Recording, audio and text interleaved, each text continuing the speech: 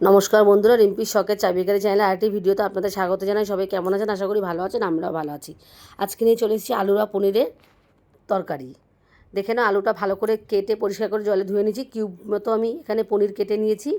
তার সাথে কাজু বাদাম, চালমগজ আর পোস্ত নিয়ে নিয়েছি। আর টমেটো, কাঁচা লঙ্কা মিক্সির জারে ইতিমধ্যে নিয়ে জল দিয়ে এটাকে আমি একটা পেস্ট বানিয়ে নেবো। দেখে নাও, পেস্ট আমার প্রায় তৈরি করে রেখে দিলাম।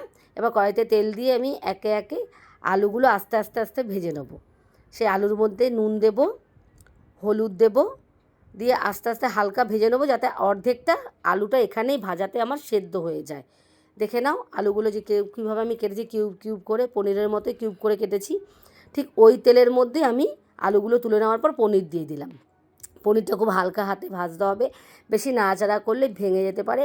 আর আঁচ কমিয়ে ভাজবে, না হলে কিন্তু পুড়ে যাবে। দেখো, একটুও আমার পনির ভাঙেনি আর খুব সুন্দর ভাজা হয়েছে, দেখে নাও। এবার ওই তেলটার মধ্যে আমি সেই বাটা মিশ্রণটা যেটা রেখেছিলাম দিয়ে দিলাম। এবার এটাকে আমি হালকা আঁচে নাড়াচাড়া করব। এবার এখানে যে যেমন তোমরা ঝাল খাও সেরকম ঝাল দিতে পারো। আমি দিয়ে দিয়েছি এখানে হলুদ আর নুন।